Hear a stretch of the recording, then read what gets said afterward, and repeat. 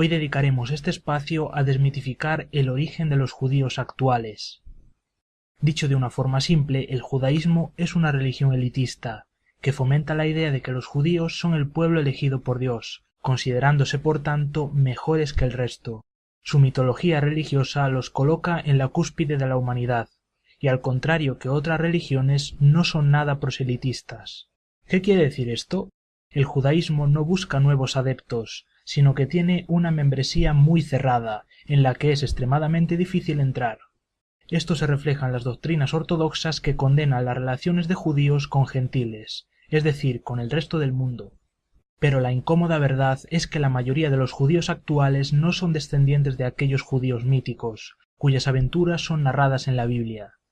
Un estudio ha demostrado que el 90% de los judíos tiene sus raíces genéticas en el Cáucaso. Es más, ni siquiera son puramente judíos, en el sentido étnico de la palabra.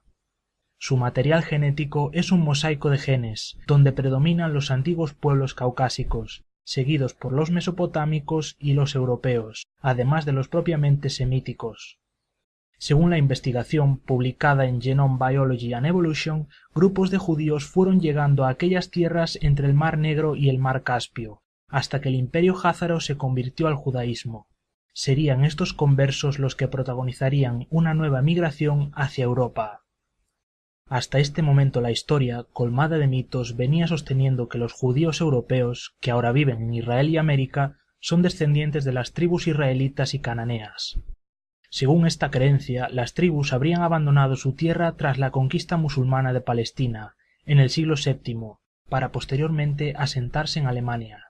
Más tarde, en el siglo XV, un pequeño grupo de individuos habría migrado hacia el este, a Polonia, Ucrania o Rusia, y en un sorprendente baby boom se habría multiplicado hasta suponer el grueso de la población judía en el mundo. Esto que os acabo de narrar ahora son los elementos básicos que componen la hipótesis llamada Rhineland, que trataba de explicar el origen de los judíos europeos, lo que no incluía a los sefardíes españoles. Sin embargo, el genetista de origen judío Eran el-Haik de la Universidad Johns Hopkins de Estados Unidos ha realizado una investigación cuyos resultados desmontan estos mitos. La genética sostendría que no hubo esa emigración a Alemania, o que al menos el factor alemán no explicaría el origen de la mayoría de los judíos europeos. En realidad, lo que esta investigación demuestra es que estos procederían del Cáucaso.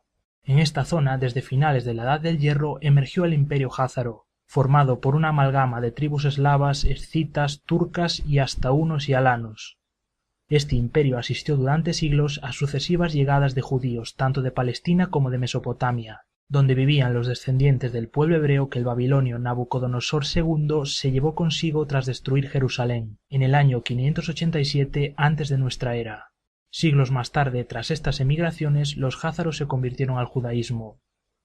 El investigador el-Haik afirma que la conversión de estas gentes no está en duda.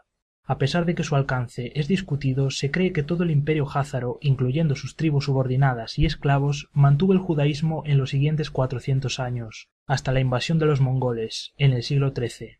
En un proceso similar a la expansión del cristianismo dentro del imperio romano, los gobernantes y aristócratas jázaros se pasaron al judaísmo, cuando ya una buena parte de su población se había convertido a la nueva religión.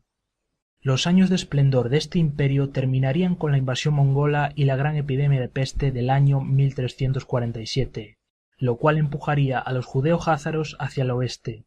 Esta versión alternativa sobre el origen de los judíos europeos se conoce como la hipótesis de los jázaros, y no había podido ser confirmada hasta ahora, cuando se ha empezado a estudiar en profundidad el material genético.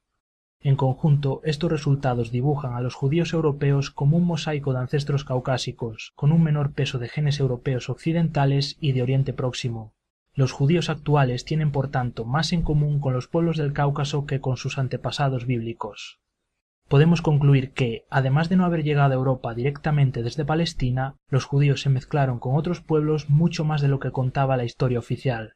Incluso buena parte de ellos son judíos exclusivamente por religión, y no por origen étnico.